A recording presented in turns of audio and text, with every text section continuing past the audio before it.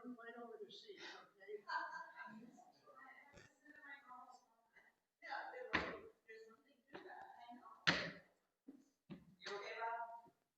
So far, so good.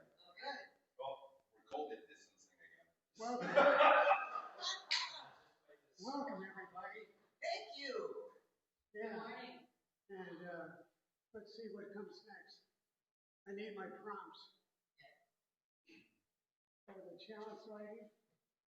Who can write the challenge? You usually be asked the youngest, if you don't mind. I checked it. I tried it. I've never used it in a match, but I can certainly try. It might be a flip. What? I have a box of matches in my car. Use the gray, looks like a Oh, this thing. cross bar on both. You want to share it? All right. That's simple. The challenge lady. All right. So when we dream of our freedom, we must also dream of our neighbor's freedom, for they are one and the same. Okay. Thank you. Next.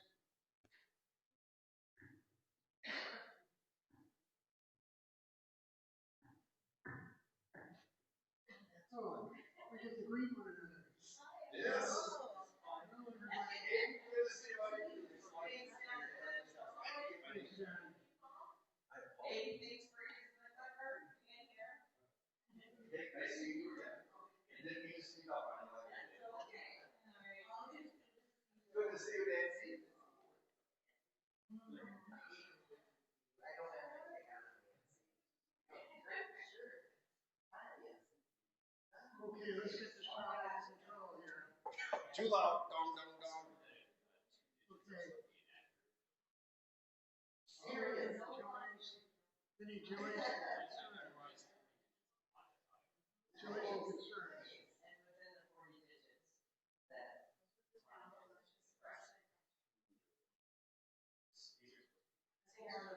There, go ahead.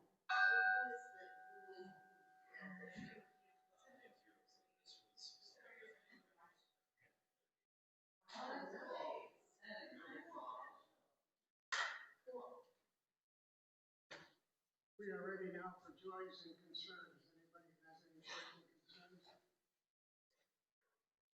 Thank you, Nancy. What a big joy that we're here today. And cupcakes.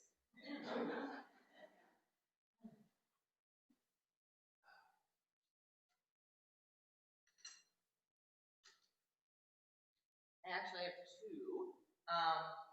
The first one is that it's our 34th wedding anniversary today.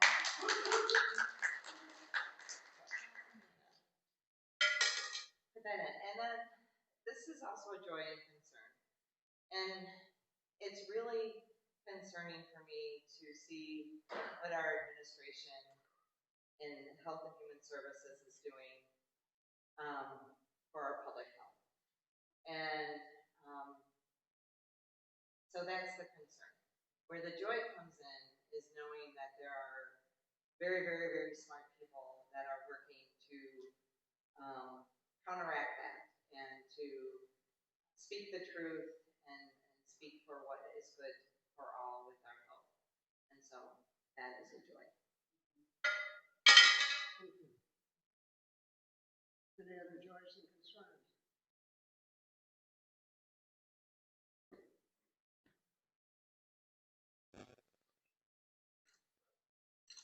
Well, one more for all those joys and concerns that are unspoken, but heartfelt.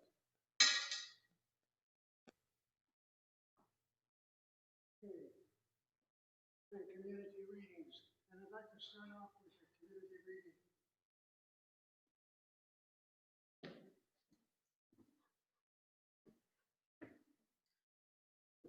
This is dedicated to the arrival and celebration of our greenhouse, which will be used by a number of young people to help the world, the nature around us.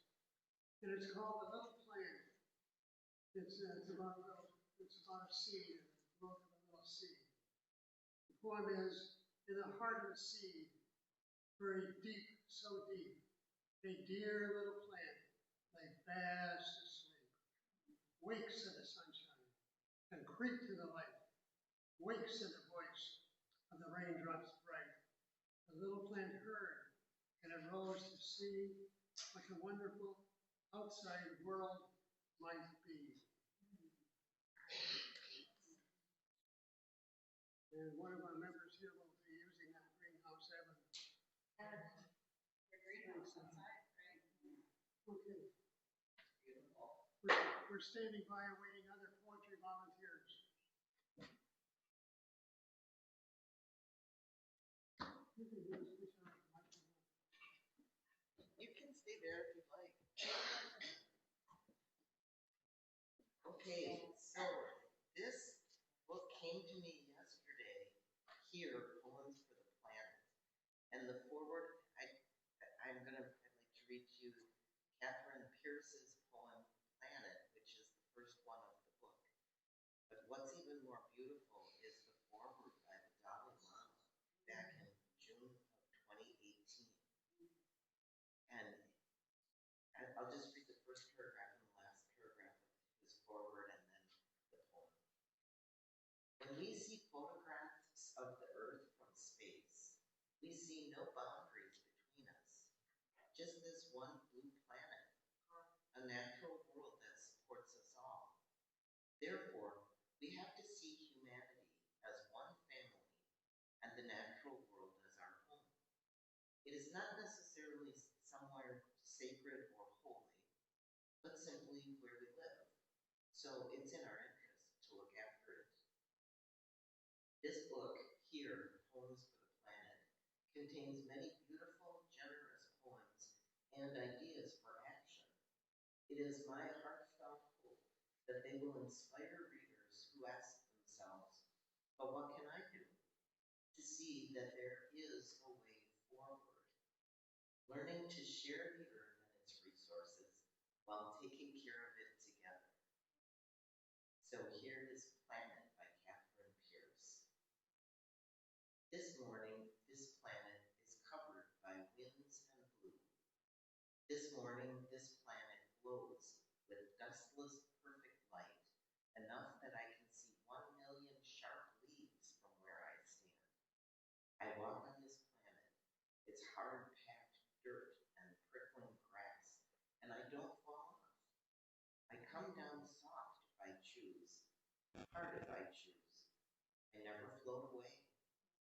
Sometimes I want to be weightless on this planet, and so I wade into a brown river or dive through a wave, and for a while feel nothing under my feet.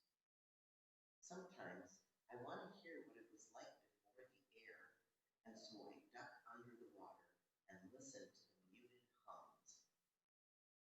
I'm ashamed to say that most days I forget this planet. That most days I think about dentist appointments and plagiarists and the various ways I try to protect my body from itself. Last weekend, I saw Jupiter through a giant telescope. Its storm stripes, 4 of its 67 moons, and was filled with fierce longing. Bitter that instead of Ganymede or Europa, I had only this one moon floating in my sky. The moon, called Moon, its face familiar and stale. But this morning I stepped outside, and the wind nearly knocked me down. This morning I stepped outside, and the blue nearly crushed me. This morning, this planet is so loud with itself, its winds, its insects, its grackles and morning doves, that I can hardly hear my own lamentations. This planet, all its grooved bark, all its sand of quartz and bones.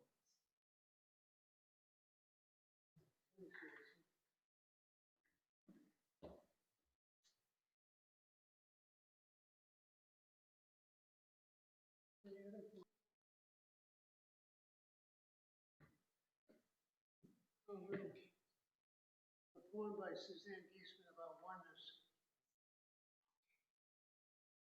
see the goodness in all things. Hear the bird, the song it sings, smell the flower, touch the rose, pat a puppy on the nose. All are ways to feel God's love, gifts to you from up above. The little moments when you stop and cherish all the gifts you've got. It's not the big things you acquire, of these things you soon will tire, but the moments quickly gone that leave a mark and then move on.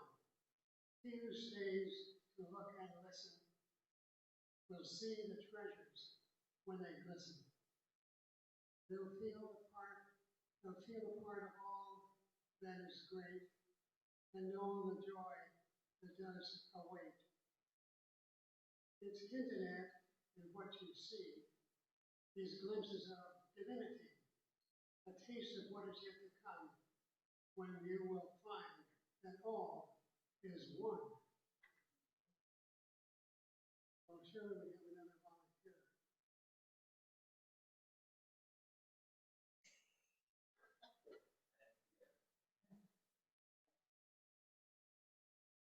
Thanks, Stephen.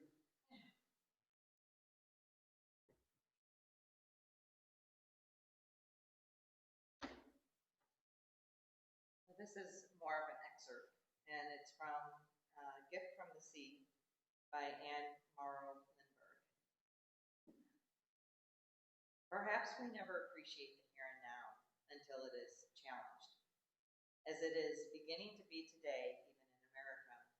And have we not also been awakened to a new sense of the dignity of the individual because of the threats and temptations to him in our time to surrender his individuality to the mass, whether it be industry or war or standardization of thought and action.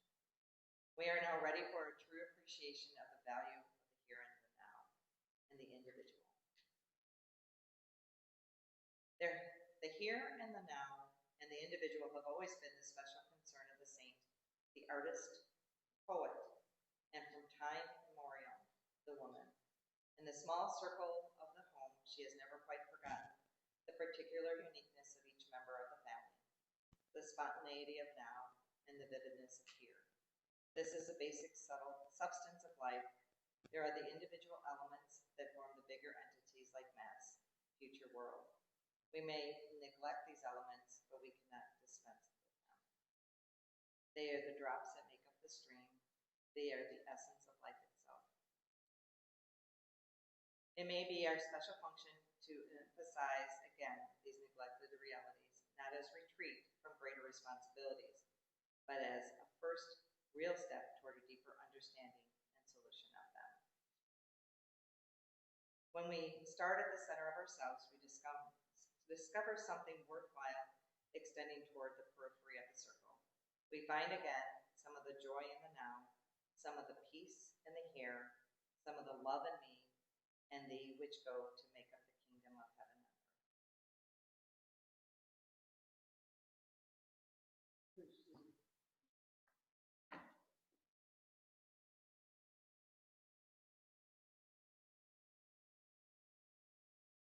Next.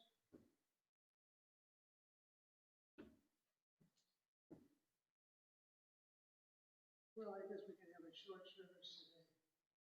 One of the poems that I'd like to recite is just a short one about reaction to the news.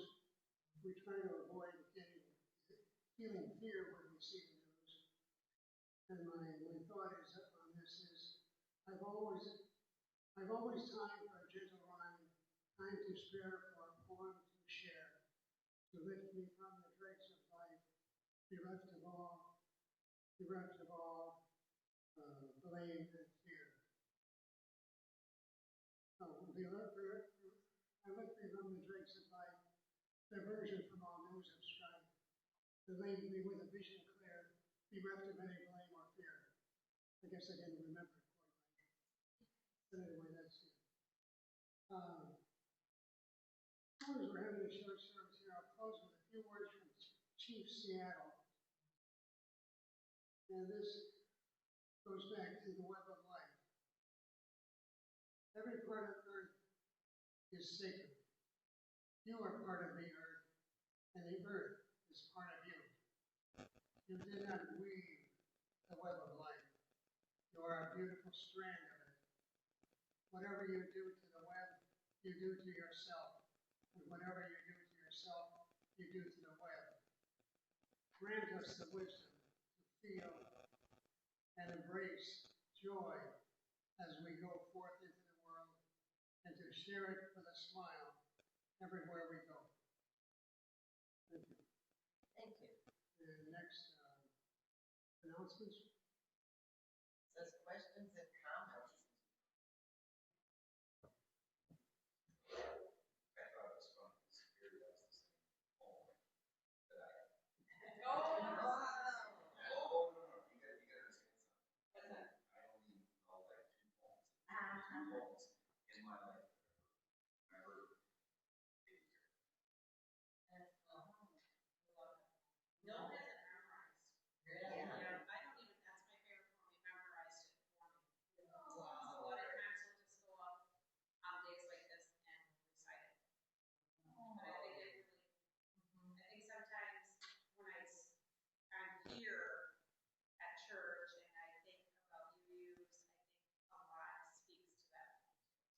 Yeah. Yeah. Our current culture makes it complicated about what your beliefs are. Yeah. And most of us, our beliefs come from what we learned in our families or what we chose with a different family as we matured or like that. So it's hard to say, wait a minute, can we look from a different perspective? And that we can try something different. Yeah. Which to me is really the main thing is question all things, but when you start with inherent respect and dignity of every person, to me that's what works here and for UUism. Especially with watching the news, goes back to what Bob said, just watching the news and seeing people pulled from universities and streets and restaurants and construction sites, and we're all human, and yet it's always us and them. That's how we divide. We can, the best way of mind control, I think, is just divide, us and them. And then when you get that thought pattern, you are redirecting or projecting to a totally different angle about what you really should be concentrating on. And I feel like the United States is being so manipulated by today's administration. Just makes me so angry.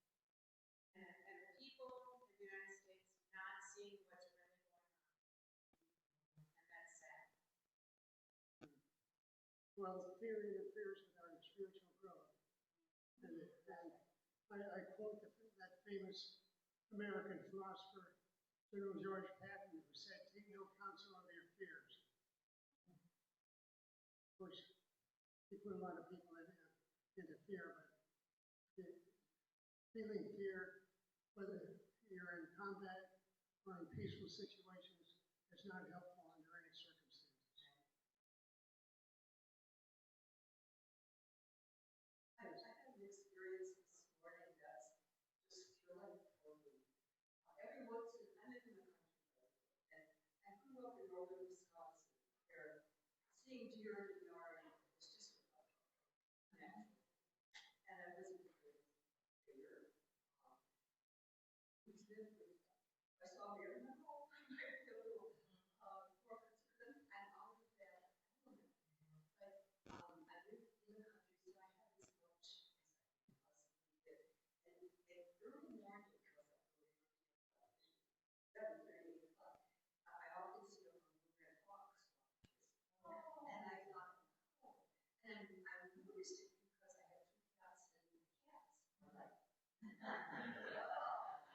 So today my cat was notifying me. And he was this little fox, wasn't going to the edge of the yard, it was underneath the far from the house. It was having such a good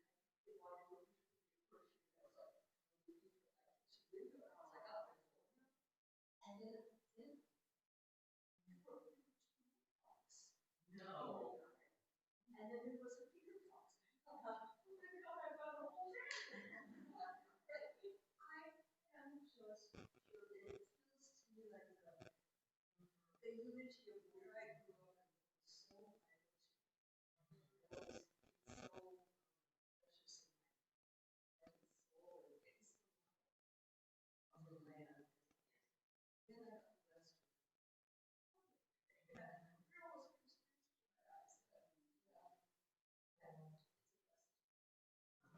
Christians, and it's a blessing. I'm glad I could really share that. This is exceptional. This is really exceptional.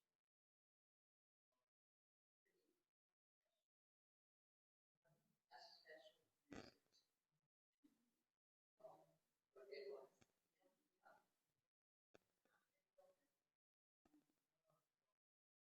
Any other questions or comments? Well, hearing none, perhaps we can go on to announcements.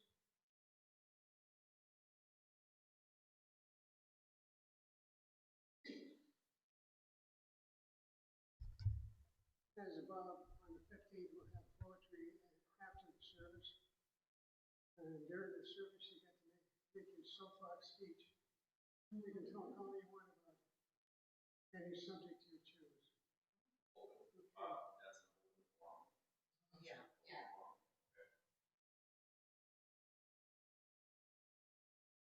Okay. No more announcements. Anybody have a special announcement? Hearing none, I guess it's time to close and say our closing words.